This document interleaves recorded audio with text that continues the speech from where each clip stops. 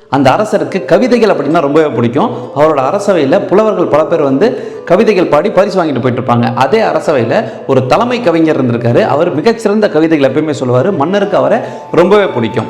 அதே அரசவையில் மதிநுட்பம் நிறைந்த அமைச்சர் ஒருத்தர் இருந்திருக்காரு. அவர் எப்போ இந்த தலைமை கவிஞர் கவிதை சொன்னாலும் அதை அவர் விமர்சனம் பண்ணுவார்.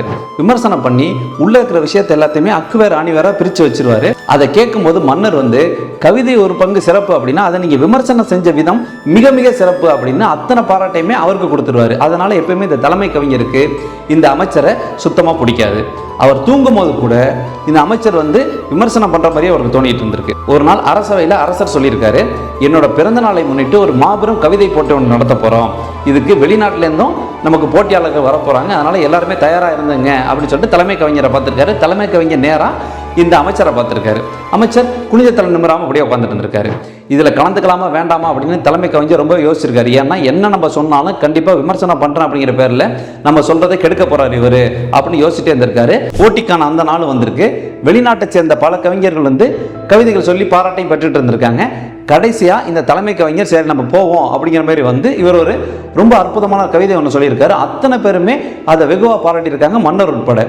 அப்போ மெதுவாக நம்ம அமைச்சர் எந்திரிச்சிருக்காரு. வழக்கம் போல விமர்சனம் பண்ண ஆரம்பிச்சிருக்காரு. மன்னர் இவரை விட்டுட்டு அவரை ஆகா ஓகன்னு புகழ ஆரம்பிச்சிருக்காரு. இருந்தாலும் முதல் பரிசு என்னமோ இந்த தலைமை கவிஞருக்கு தான் கிடைச்சிருக்கு. அந்த வெற்றியை அவரால் முழுசாக கொண்டாட முடியல. ஏன்னா அதை அவர் தோல்வியாகவே கருதியிருக்காரு அந்த அமைச்சர்கிட்ட. இவர் உயிரோடு இருக்கிற வரைக்கும் நமக்கு வளர்ச்சி அப்படிங்கிறது இருக்கவே இருக்காது அப்படிங்கிற மாதிரி நினைச்ச அந்த தலைமை கவிஞர் இவரை ஒரு வழி பண்ணிடணும் அப்படிங்கிற மாதிரி நினைச்சுக்கிட்டு நேராக அமைச்சரோட வீட்டுக்கு போயிருக்காரு.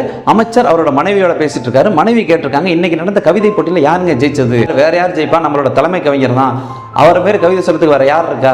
இன்னைக்கு ஒரு கவிதை சொன்னார் பாரு, அவ்வளோ அருமையா இருந்துச்சு அப்படிங்கும் போது மனைவி கேட்டிருக்காங்க, என்னங்க நீங்க அவரோட கவிதை நல்லா இருக்குன்னு சொல்றீங்க, அவரோட கவிதையை விமர்சனமும் பண்றீங்களே? அதாவது நான் விமர்சனம் பண்றேன் அப்படிங்கிறதுக்காகவே அவர் அதிகமா சிந்திச்சு அதிகமா கஷ்டப்பட்டு உழைச்சி புதுசான கவிதைகள் கொண்டாந்து சொல்லிட்டு இருக்காரு.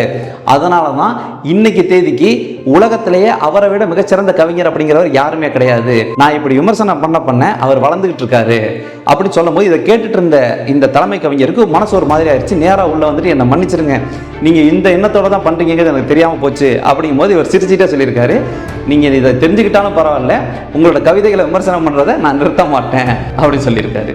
அதே மாதிரி யாராவது நம்மளோட செயலையோ இல்லை நம்ம பற்றியோ விமர்சனம் செய்கிறாங்க அப்படின்னா அதில் உண்மைத்தன்மை எந்த அளவுக்கு இருக்குது அப்படிங்கிறத பற்றி முதல்ல யோசிக்கணும்.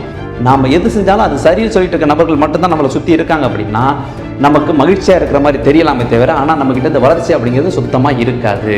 யாராவது நம்மளோட செயலை தப்பு அப்படிங்கிற மாதிரி சொல்கிறாங்க அப்படின்னா அதை ஏற்றுக்கிறதுக்கும் மாற்றிக்கிறதுக்குமான மனப்பக்குவம் நமக்கு இருக்கிறது சிறப்பு.